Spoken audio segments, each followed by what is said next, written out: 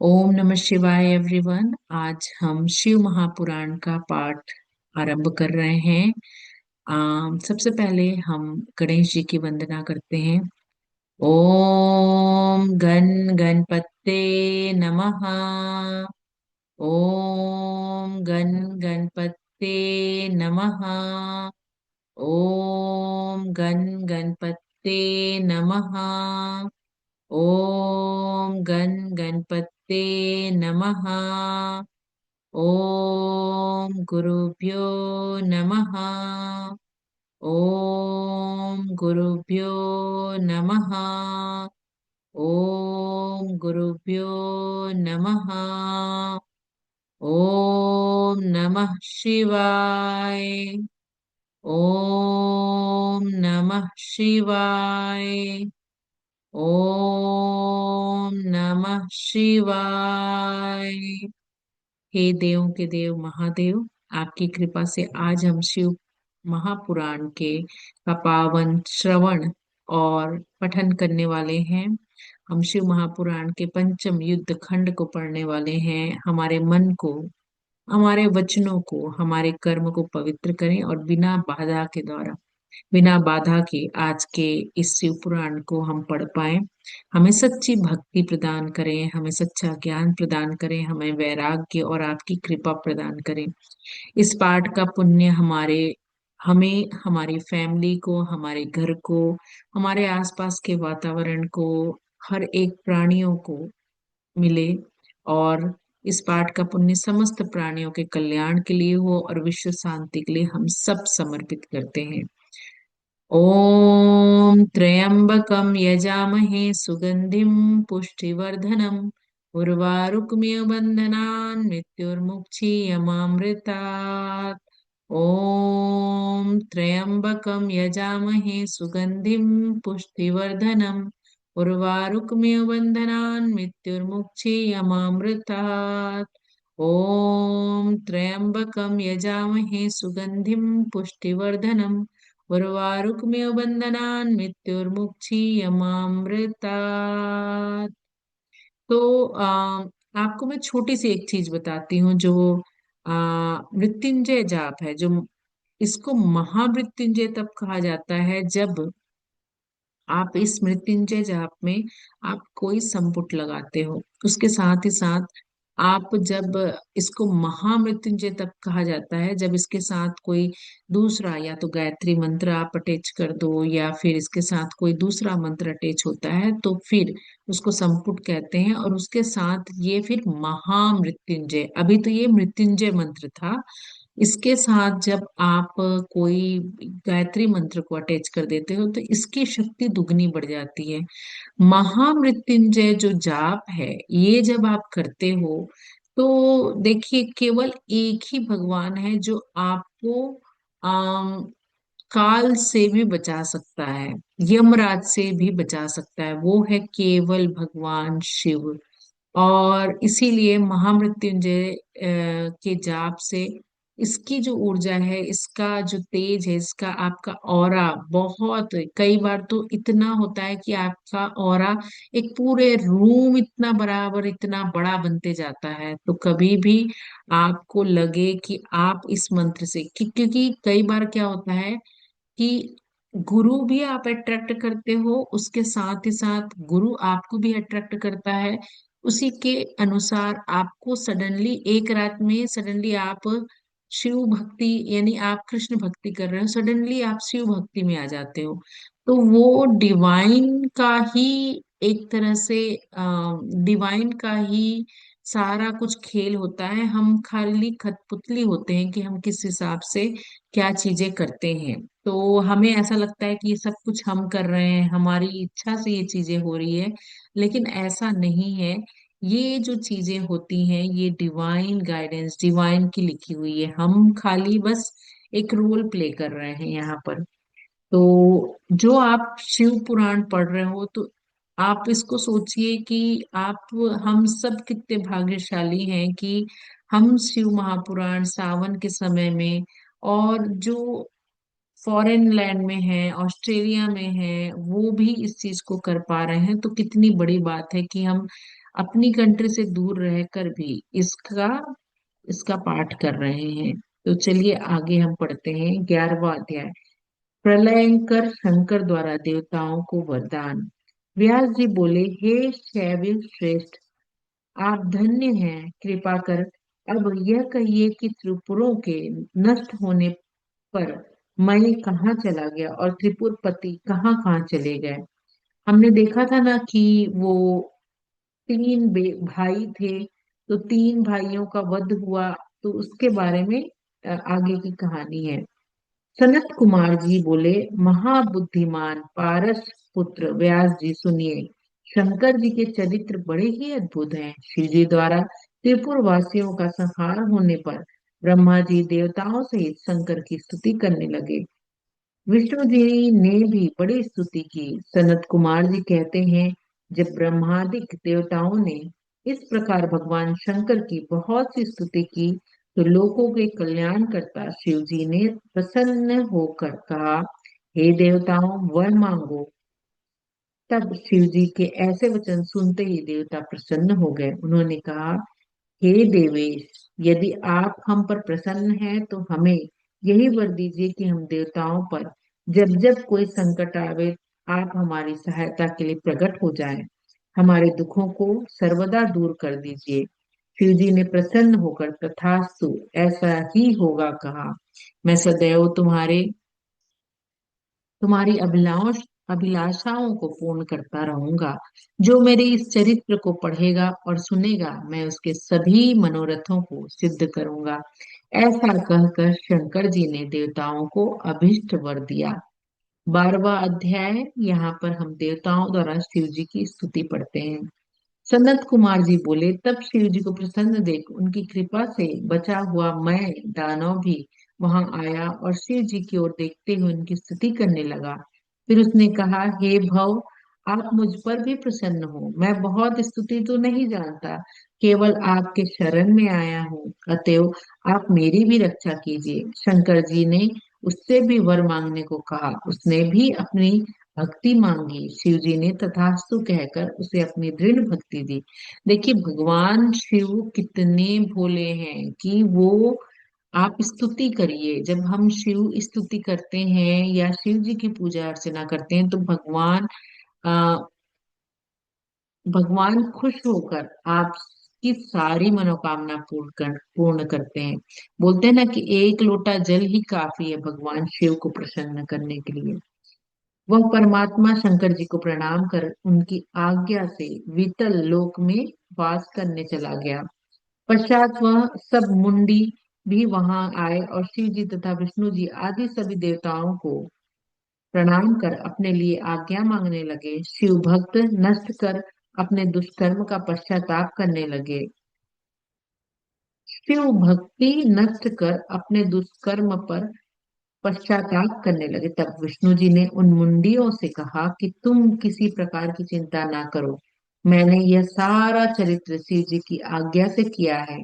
कलयुग में जो मनुष्य हमारे इस चलाए हुए मत को मानेंगे, उन्हीं की कुगति होगी, इसमें संदेह नहीं है। अब हमारी आज्ञा से तुम सब मुंडी मरुभूमि में जाकर निवास करो। मुंडी मरुभूमि की ओर चले गए। पश्चात सब देवताओं ने शंकर पार्वती सहित उनके गणों की सप्रेम पूजा की और वहां से अंतर ध्यान हो गए।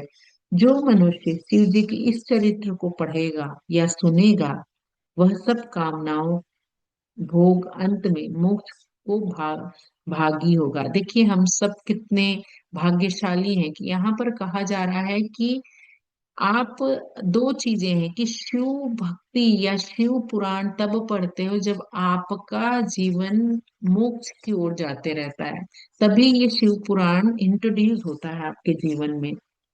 13वां अध्याय। शिव जी का इंद्र को जीवन दान देना। व्यास जी बोले, हे ब्रह्मांड, हमने यह बात पहले सुनी है कि भगवान शंकर ने ही जलंधर का भी वध किया था। कृपा कर मुझे शंकर जी भगवान जी का वह चरित्र विस्तार पूर्वक सुनाइए। जब व्यास जी ने उन महामुनि से इस प्रकार पूछा तो सनत कुमार जी ने कहा, हे मुनि, एक समय जब देव गुरु बृहस्पति और देवराज इंद्र कैलाश में शंकर जी को दर्शन करने गए तो शंकर जी ने उन्हें अपनी भक्ति की परीक्षा ली। उन जटाजूटधारी दिगंबर ने उनके मार्ग में भी अवरोध कर दिया। उन शंकर जी को ना पहचान कर दुर्बुद्धि इंद्र ने अपना नाम धर्मादिक परिचय परिचय पूछा और कहा कि शंकर जी अपने स्थान पर ही हैं या कहीं गए हैं। इस पर तपस्वी ने कुछ ना कहा, परंतु त्रिलोकी के ऐसे ऐश्वर्य से गर्वित इंद्र क्रोध कर तपस्वी को घुड़क कर कहा, अरे मैं पूछता हूँ तू उत्तर क्यों नहीं देता? मैं अभी अभी तुझे इस वज्र से मारता हूँ। ऐसा कहकर क्रुद्ध हो इंद्र ने ज्यों ही दिगंबर को मारने के लिए हाथ में वज्र लिया, त्यों ही सदाशिव वज्र सहित इंद्र के हाथ स्तंभित कर दिया। यानी भगवान शिव यहाँ पर इंद्र की परीक्षा ले रहे थे और बृहस्पति जी की।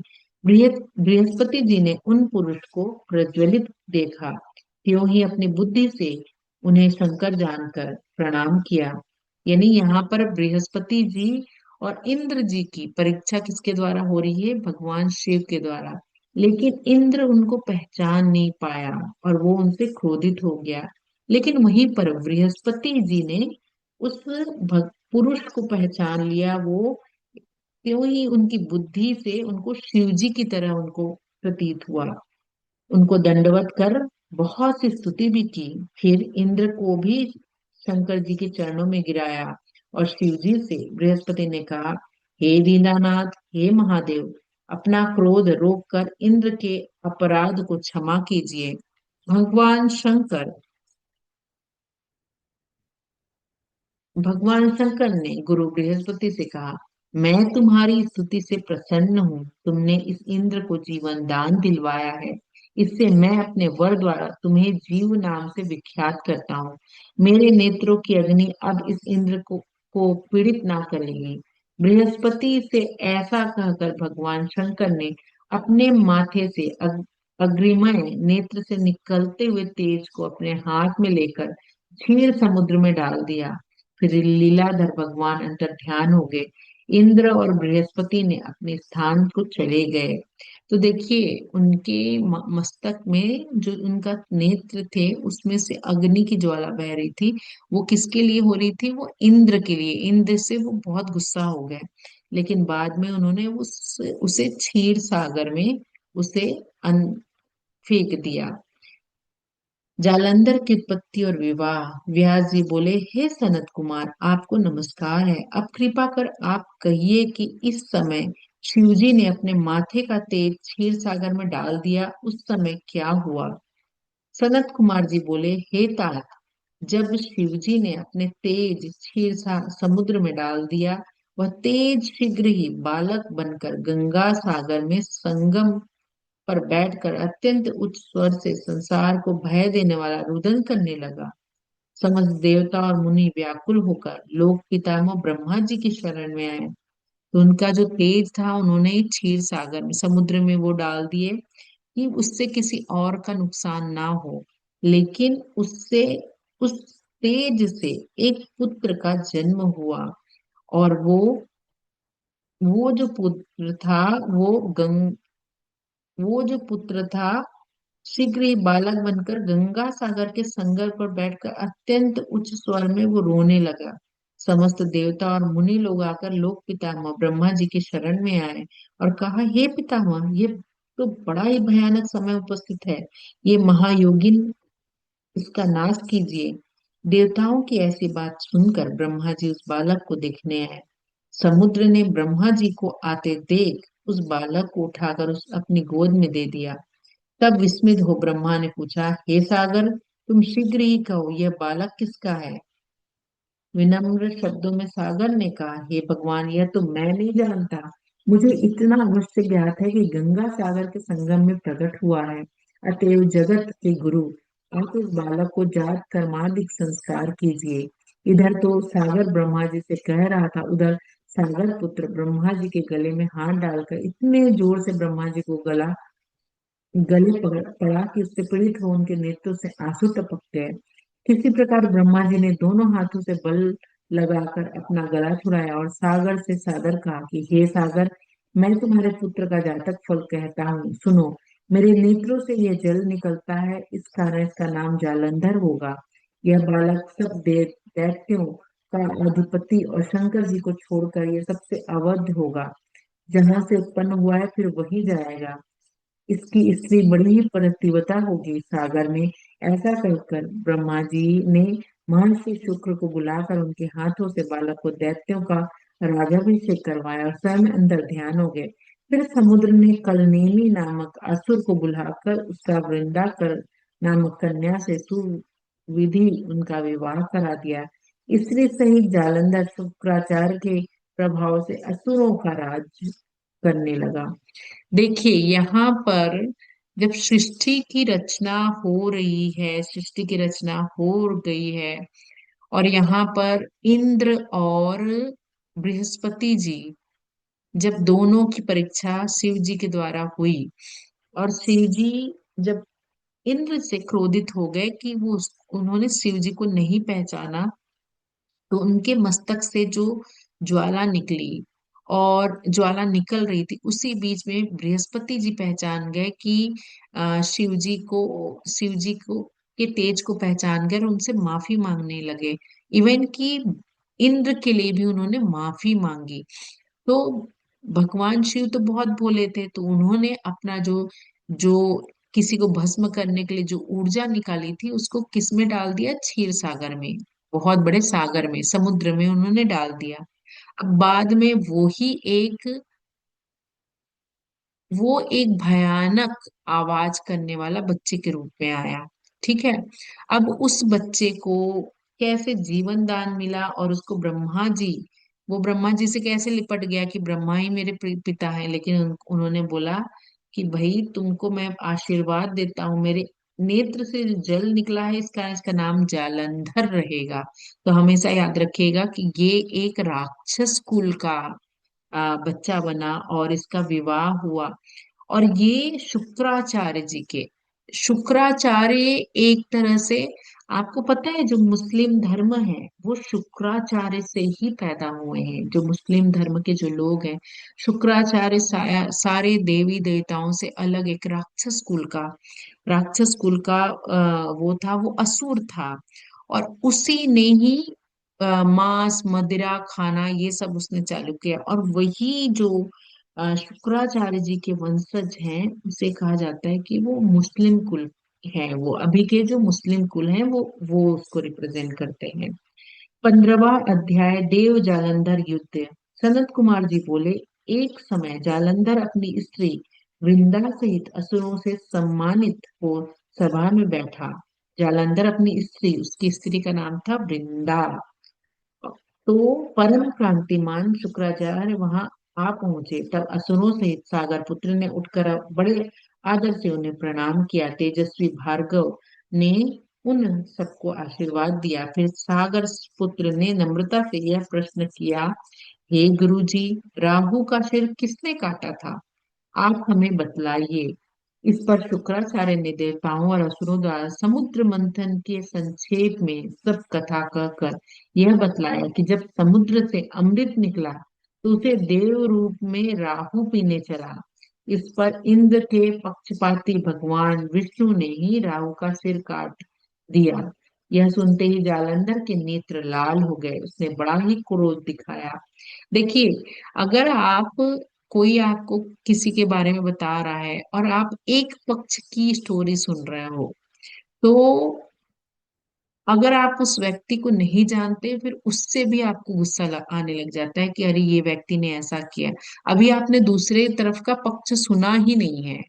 हमारे जीवन में आधी प्रॉब्लम तो हम ये होती है कि हम एक पक्ष की बात बस सुनकर हम उस इंसान को जज करने लग जाते हैं, उस इंसान को गलत साबित करने लग जाते हैं कि अरे इसने इसने ऐसा बोला। लेकिन कई बार ना कान से सुनी हुई बात, आंख से देखी हुई बात सत्य नहीं होती। और यहाँ पर शुक्राचार्य जी बता रहे हैं कि राहु के बारे में बता रहे हैं कि राहु ने कैसे जैसे ही उसने अमृत पिया, राहु एक राक्षस के रूप में आया था।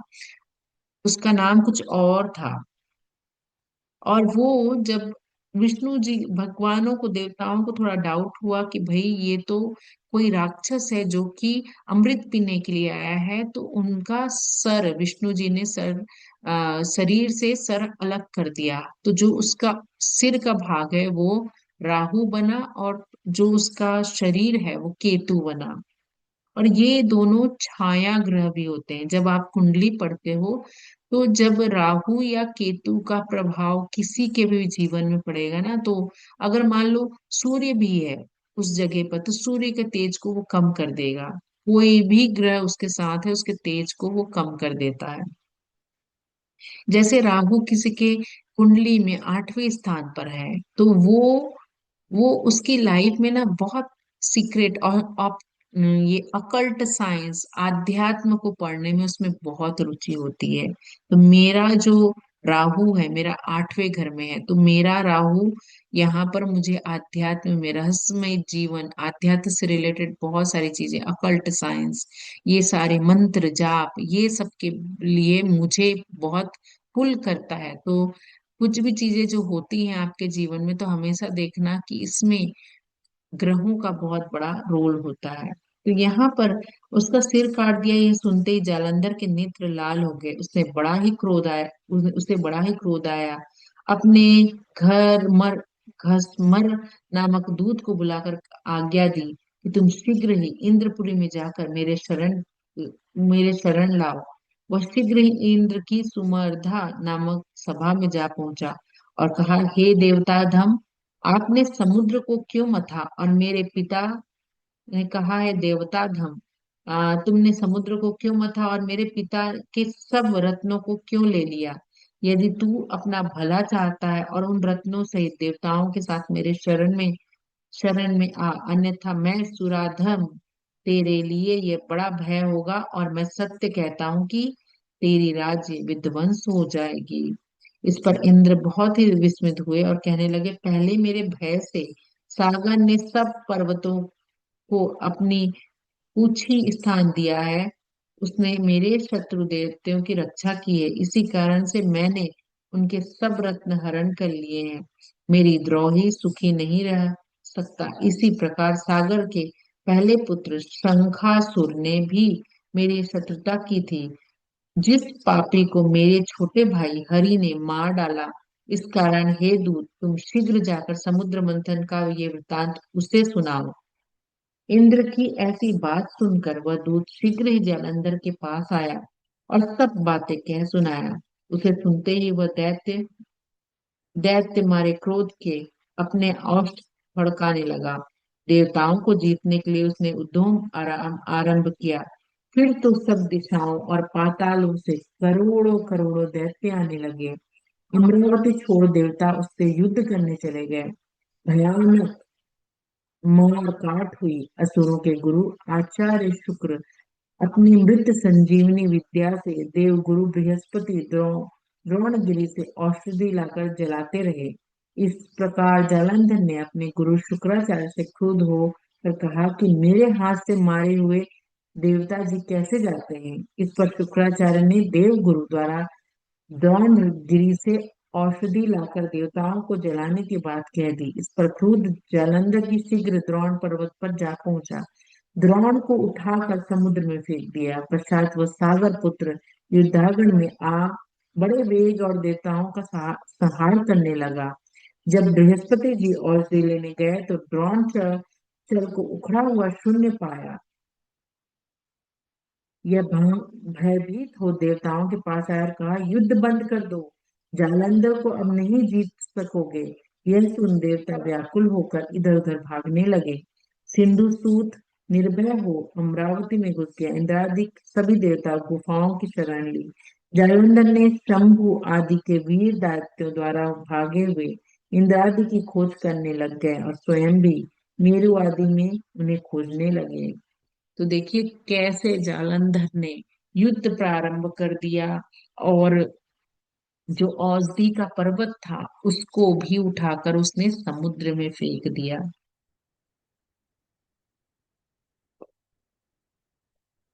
अब हम पढ़ते हैं 16वां अध्याय, जालंधर के साथ विष्णु जी सहित देवताओं का युद्ध।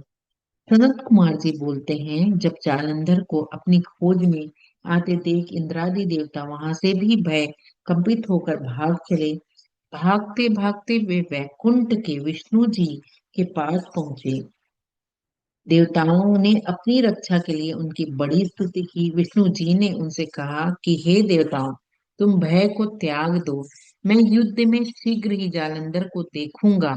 तब देवताओं सहित उन्हें युद्ध क्षेत्र की ओर प्रयाण करने करते हुए समुद्र तन्या लक्ष्मी के नेत्रों से जल भर आया और उन्होंने कहा, मेरे भाई, आप द्वारा युद्ध में कैसे मारा जाना चाहिए। मेरा भाई, आप द्वारा युद्ध में कैसे मारा जाना चाहिए। इस पर विष्णु जी ने कहा, अच्छा, यदि तुम्हारी ऐसी ही प्रीति है तो मैं उसे अपने हाथों में नहीं मारूंगा। तैना लक्ष्मी के नेत्र से जल भर आया। ओके, समुद्र तैना, यानी कहीं ना कहीं जालंधर को वो भाई के स्वरूप में देखा कि मैं उसको कैसे मरा हुआ देख सकता हूँ। ऐसा कहकर भगवान विष्णु शीघ्र ही युद्ध के उस स्थान पर जा पहुंचे जहां जालंधर विद्यमान था। बलशाली विष्णु के तेज से उष्ट देवता दैत्यों से युद्ध करने लगे। इस प्रकार जालंधर ने उत्तेजित हो अपने और भी पुष्ट शूरवीरों को युद्ध के लिए प्रेरित किया। दोनों ओर से गदाओं, वाणों, शूलों, पटिशों आदि का भीषण प्रहार हुआ। मुनियों, सिद्धों को भय देने वाला देवता और दानवों में अत्यंत दारुण संग्राम उपस्थित हो गया। और विष्णु जालंधर का युद्ध कैसे हुआ है, सनत कुमार बोले, अब दैत्यों के तीक्ष्ण प्रहारों के बद से देवता इधर उधर भागने लगे। तब इंद्रादि को इस प्रकार भयभीत हुआ देखकर गरुड़ पर चढ़कर भगवान युद्ध में आगे बढ़े। देखिए आज कितना बड़ा संयोग है। आज हम विष्णु जी कैसे दैत्यों से लड़ रहे हैं उसकी कथा पढ़ रहे हैं, और आज विष्णु जी का ही दिन है। फिर तो विष्णु और जालंधर का महासंग्राम हुआ। विष्णु जी ने अपने बाणों के वेग से दैत्य की ध्वजा, छत्र, धनुष बाण काट डाले और एक बाण में उनकी छाती में प्रहार किया। इससे व्यथित हो उसने अपने प्रचंड गदा उठाकर गरुड़ के मस्तक पर मार दिया। इसके उत्तर पर विष्णु जी ने अपनी गदा काट दी और अपने पर बाण चढ़ाकर उसको बंधना प्रारंभ किया। उसी समय जालंधर ने विष्णु जी को कई पैने बाण से मारकर वैष्णव धनुष को काट दिया। धनुष के कट जाने से भगवान के गद ग्रहण कर लिया और शीघ्र ही जालंधर को तान कर मारा भी। परंतु उस अग्निवत मोग गदा की मार से भी वह दैत्य कुछ भी चलायमान न हुआ। साथ ही युद्ध दुर्मद ने अत्यंत क्रुद्ध होकर अग्निमुख त्रिशूल उठाकर विष्णु को छोड़ दिया। विष्णु जी ने नंदन नामक खंडक से उस त्रिशूल को छेदन कर दिया। कितनी देर तक भगवान उससे युद्ध करते रहे। वे कुछ श्रमित हो गए थे। तब सर्वश्रेष्ठ मायावी भगवान उस दैत्यराज के मेघवाणी से बोले, हे रण दुर्मद दैत्य श्रेष्ठ, तुम धन्य हो। इस महायुद्ध में इतने बड़े बड़े आयुधों में भी भयभीत ना हुए। तेरे इस युद्ध में मैं बड़ा ही प्रसन्न हूँ। तू जो चाहे वो वर मांग। मैं आदे वस्तु भी आज तुझे दे दूंगा। मायावी विष्णु की ऐसी वाणी सुनकर जालंधर ने कहा, देखिए जालंधर एट द एंड कौन है। जालंधर शिव जी के गुस्से से निकली हुई ऊर्जा है। तो वो कहीं ना कहीं विष्णु जी के ही, एक तरह से विष्णु जी का ही तेज है ना, लेकिन वो गुस्से वाला तेज है।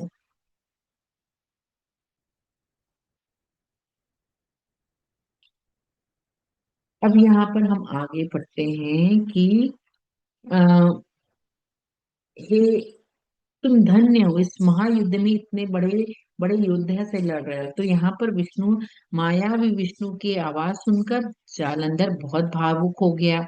यदि आप मुझ पर प्रसन्न है तो यह वर दीजिए कि आप मेरी बहन के साथ सारे कुटुंबियों सहित मेरे घर पर निवास किए। उसी क्षण उन देवेश ने तथास्तु कह दिया। अब विष्णु सभी देवताओं के साथ जालंधर के घर पे आकर निवास करने लगे। जालंधर की अपनी बहन लक्ष्मी और देवताओं सहित विष्णु को पाकर बड़ा प्रसन्न हुआ और सबको वशवर्ती बना त्रिभुवन का प्रशासन करने लग गया। उसने धर्मानुसार सुपुत्रों के समान प्रजा का पालन किया। तो देखिए, यहाँ पर उससे बहुत प्रसन्न हो गए विष्णु जी। और जालंधर कहता है कि मेरी बहन लक्ष्मी और देवताओं सहित विष्णु विष्णु जी को वो अपने घर में बुला लिया उसने। नारद जालंधर का संवाद। सनत कुमार बोले, हे मुनीश्वर, तब आपको इस प्रकार धर्म पूर्वक राज्य करते हुए भ्रातृ भाव को देख देख देवता क्षुब्ध हो गए। उन्होंने देवादिदेव शंकर का मन में स्मरण करना आरंभ कर दिया। तब शंभु भक्त नारद शिव की आज्ञा से देवपुरी में गए। इंद्रादि सभी देवता व्याकुलता को शीघ्रता से उठकर नारद जी की स्तुति करने लगे। अपने समस्त दुखों को कहकर उसे नाश करने की प्रार्थना करने लगे। नारद जी कहते हैं, मैं सब जानता हूँ, इसके लिए मैं दैत्य राज जालंधर के पास जाने की इच्छा करता हूँ। भाई उन्होंने एक तरह से विष्णु जी को अपने घर में बांध लिया लक्ष्मी जी के साथ। ऐसा कहते हुए नारद जी देवताओं को आश्वस्त कर जालंधर की सभा में आए। जालंधर ने नारद जी के चरणों की पूजन कर हंसते हुए कहा, हे ब्रह्मांड, कहिए आप कहाँ से आ रहे हैं और यहाँ कैसे आना हुआ। मेरे योग्य जो भी सेवा हो आप आज्ञा दीजिए। जालंधर के इस प्रकार के वचन सुनकर नारद जी प्रसन्न होकर बोले, हे दानवराज महाबुद्धिमान जालंधर, तुम धन्य हो। हे दैत्य श्रेष्ठ, अब आप मेरी आगमन का कारण सुनिए, जिस लिए मैं यहाँ पर आया हूँ। हे दैत्यराज, मैं स्वेच्छा कैलाश पर्वत पर गया था। वहां 10,000 योजन में कल्प वृक्ष का वन है। मैंने वहां पार्वती के साथ स्थित शंकर जी को भी देखा।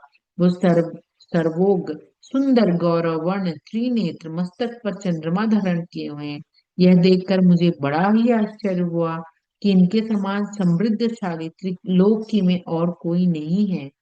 हे दैत्येंद्र, इस समय मुझे तुम्हारी भी समृद्धि का स्मरण हो गया। उसे देखने की इच्छा से ही मैं तुम्हारे पास चला आया। यह सन देखिए उसको कैसे नारद मुनि जी उसको कैसे प्रलोभन दे रहे हैं कि भाई जैसा कैलाश सुंदर है वैसा ही तुम्हारा घर बहुत सुंदर है। यह सुनकर जालंधर को बड़ा हर्ष हुआ। उसने नारद जी को अपनी समस्त समृद्धि दिखला दी। उसे देख नारद ने जालंधर की बड़ी प्रशंसा की और कहा, निश्चय ही तुम त्रिलोकपति होने के योग्य है। भूलोक पाताल लोक पृथ्वी पर जितने भी रत्न आदि हैं सब तुम्हारे ही तो हैं, परंतु तुम्हारे पास कोई स्त्री रत्न नहीं है, जिसके बिना तुम्हारा यह सब चीज फीका है। दैत्यराज नारद को प्रणाम कर पूछा कि ऐसी स्त्री कहाँ मिलेगी जो रत्नों में श्रेष्ठ होगी। नारद जी ने कहा, ऐसी स्थिति तो कैलाश पर्वत पर योगी शंकर के पास है। देखिए, नारद जी कलह प्रिय हैं। हमने कल पढ़ा था कि नारद जी कैसे कलह करने का काम करते हैं, लेकिन उनको पता था भाई कि विष्णु जी को कैसे हम छुड़ाएंगे। तो भगवान शंकर को क्रोधित कैसे किया जा सकता है। माता पार्वती उनकी सबसे प्रिय चीज को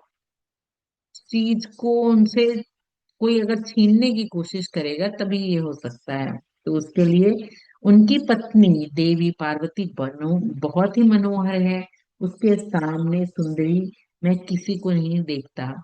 तभी तो परम परम विरक्त आत्मा राम शंकर भी उनके वश में है। देवर्षि की इस दैत्य से ऐसा कहकर देव कार्य करने की इच्छा से आकाश मार्ग को चले गए। यानी घी में भैया ये आग में घी डालकर भाग गए वो।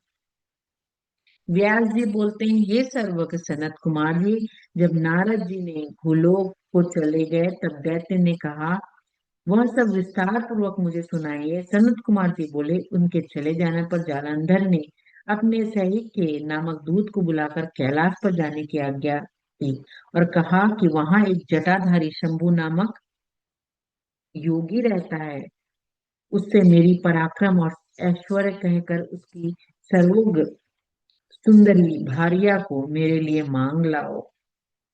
देखिए यहाँ पर शंकर जी का हम रोल जो पढ़ते हैं ना, आपको देवी पुराण में शंकर जी से भी बड़ी देवी के बारे में बताया जाएगा कि अगर हम शंकर को एक तरह से स्तंभ या एक तरह से हम आधार समझते हैं, जीवन का आधार, यानी ये सृष्टि का आधार समझते हैं, तो उसी पर माँ त्रिपुरा सुंदरी या माँ देवी श्री माता है, वो बैठी हुई हैं। यानी उनकी माता के, अगर माँ त्रिपुरा सुंदरी को देखें, माता की एनर्जी को देखें, तो उनके ऊपर वो शिव जी के ऊपर बैठी हुई है। यानी शिव जी कहीं ना कहीं आधार है, और देवी जो है ना, एक तरह चलायमान है। अगर आप अपने शरीर को देखें, तो अगर आप अपनी बॉडी में बेस को देखें, अपनी बॉडी का बेस, ठीक है, और वहां से देवी तत्व ऊपर की ओर आ रहा है, यानी आपके बॉडी में जो कुंडलिनी एनर्जी है ना, वो ही देवी तत्व है। तो आपके जीवन में जो आपका मूलाधार है, मूलाधार कहीं ना कहीं वो शिव रूप के रूप में आप अगर उसको देखें, और देवी तत्व यानी जो आपके चक्रास में, जो आपके ईड़ा और पिंगला नाड़ी है और सुषुम्ना नाड़ी जो चलती है, वही चलायमान देवी है। इस चीज को समझने में हमें बहुत समय लगेगा कि आखिर में ये देवी और शिव हैं कौन। देवर्षि की इस दैत्य से ऐसा कहकर देव कार्य करने की इच्छा से आकाश मार्ग से वो तो चले गए। उसके बाद यहाँ पर जालंधर को कहते, जालंधर अपने दूत को कहते हैं, जाके तुम शंकर जी से देवी को मांग के ले आओ।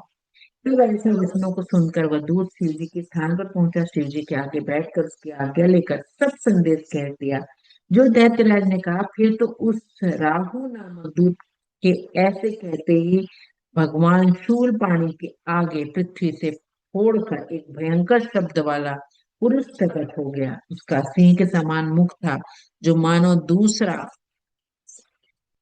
नरसिंह ही था।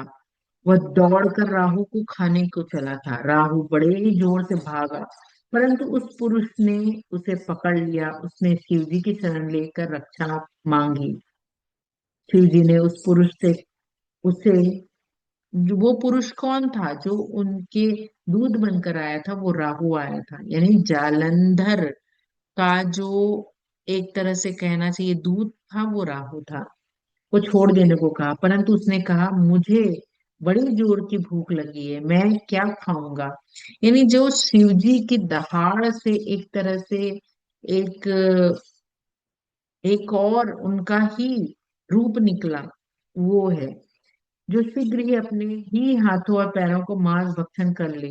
शिव जी की आज्ञा से वह पुरुष शीघ्र ही अपने हाथों पैरों का मांस भक्षण कर गया। अब केवल उनका शीर्ष मात्र शेष रह गया। तब उसका ऐसा कृत्य देख शिव जी प्रसन्न हो उसे आज्ञा पालक जानकर अपना परम प्रिय गण बना लिया और कहा कि मेरी पूजा के समान अब तेरी भी सदैव पूजा होती रहेगी। जो तेरी पूजा ना करेगा वो प्रिय ना होगे। उस दिन से वह शिव जी के द्वारा स्वकीर्ति मुख नामक गण होकर स्थिर रहने लग गया। तो कहीं ना कहीं जो राहु था, वो उसको, वो कहीं ना कहीं अपने ही शरीर को खाने लग गया। तो देखिए, राहु का खाली सिर होता है ना, उसका शरीर ही नहीं है। और शिव जी इससे प्रसन्न हो गए और उसको बोलते हैं कि तू मेरा आज से गढ़ बन जाएगा। तो वो बोलते हैं ना कि भूत पिशाच जैसे जो हैं, जो शिव जी के गण हैं, वो तो भूत पिशाच जैसे दिखते ही हैं। तो वही उसको बना दिए, उसका नाम सर्व कीर्ति मुख नामक गण उसको बना दिया। अब हम पढ़ते हैं 20वां अध्याय, शिव के गणों का आसुरों से युद्ध करना। व्यास जी बोले, हे सर्वज्ञ सनत कुमार जी, यह तो आपने परम पावन महाप्रभु शंकर जी की बड़ी अद्भुत कथा सुनाई है। कृपा कर अब ये कहिए कि इस समय राहु उस पुरुष से छूटकर कहाँ गया। सूत जी कहते हैं, सनत कुमार ने कहा कि इससे छूटने पर वो बर्बर नामक विख्यात हो गया और धीरे धीरे जालंधर के पास गया। वहां जाकर उसने शंकर जी की सत चेष्टा सुना दी। उसे सुन दैत्यराज को बड़ा क्रोध आया। उसने सब देवताओं को सेना सजाने की आज्ञा दी। महाप्रतापी सिंधु पुत्र शिव जी से युद्ध करने के लिए निकल गया। उसने आगे महर्षि शुक्र छिन्न सिर राहु हुए। फिर तो उसी समय जालंधर का मुकुट खिसक कर पृथ्वी पर गिर गया। आकाश में मेघ छा गए। इससे बड़ा अपशकुन क्या होता। इधर इंद्रादि सब देवताओं ने एकत्र होकर कैलाश पर शिव जी के पास पहुंचकर सब वृत्तांत कहा और कहा कि अब वह बलि सागर पुत्र आपसे युद्ध करने जा रहा है।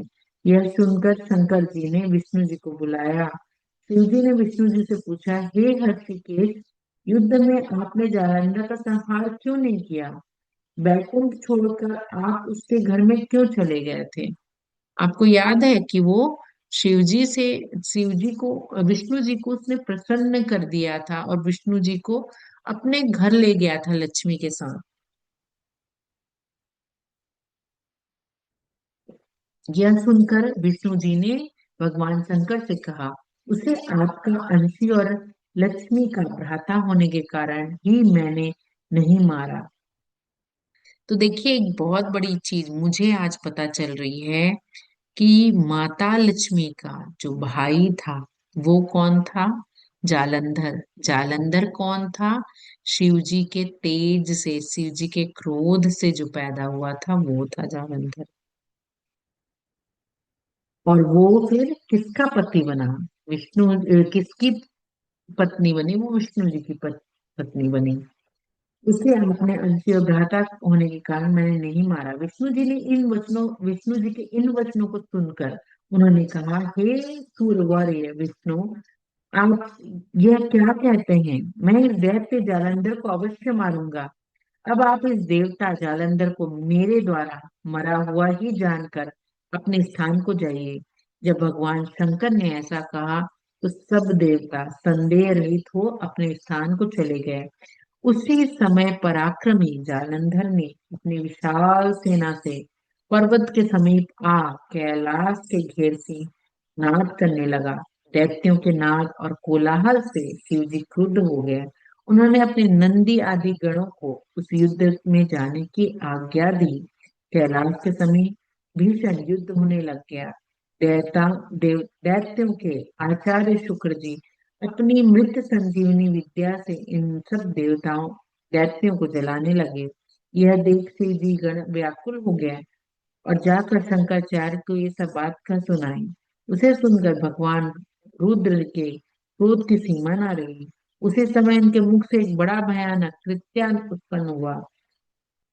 वह युद्ध भूमि में जाकर असुरों का चर्वण करने लगा, यानी इनको खाने लगा। युद्ध भूमि के इस प्रकार विचरते हुए सभी भृगु के भी समीप पहुंची। उन्हें शीघ्र ही अपनी योनि में गुप्त कर लिया। फिर स्वयं ही अंदर ध्यान हो गए। शुक्र के गुप्त शुक्र के गुप्त हो जाने से दैत्यों का मन मलिन पड़ गया और वह युद्ध भूमि छोड़कर भाग गए। इस पर उनके शुंभ और निशुंभ और कालनेमि आदि सेनापतियों ने अपने भागते हुए वीरों को रोककर शिव गणों का बड़ा ही कठिन प्रहार आरंभ कर दिया। ऐसा ही शिव जी के नंदी आदि वीरों ने भी गणों को रोक रोक कर दैत्यों को भीषण युद्ध करना आरंभ कर दिया। इस प्रकार शिव महापुराण पंचम युद्ध कांड का 20वां अध्याय समाप्त होता है। आज हम यहीं पर विराम देंगे और कल हम इसके आगे की कथा पढ़ेंगे। कल हम 21वां अध्याय, तो हम कोशिश कर रहे हैं कि 10 अध्याय हर एक सेशन में पढ़ें। चलिए हम हाथ जोड़कर उन शिव जी को प्रणाम करते हैं। कर्पूर गौरम करुणावतारम संसार सारम भुजगेन्द्रहारम सदा वसंतम हृदयानवृन्दे भवं भवानी सरितं नमामि। या देवी सर्वभूतेषु शक्तिरूपेण संस्थिता नमस्तस्यै नमस्तस्यै नमस्तस्यै नमो नमः। या देवी सर्वभूतेषु शक्तिरूपेण संस्थिता नमस्तस्यै नमस्तस्यै नमस्तस्यै नमो नमः। या देवी सर्वभूतेषु विद्यारूपेण संस्थिता नमस्तस्यै नमस्तस्यै नमस्तस्यै नमो नमः। ओम जयंती मंगला काली भद्रकाली कपालिनी दुर्गा क्षमा शिवा धात्री स्वाहा सुधा नमस्तुते। धर्म की जय हो, धर्म का नाश हो, प्राणियों में सद्भावना हो, विश्व का कल्याण हो। हर हर महादेव।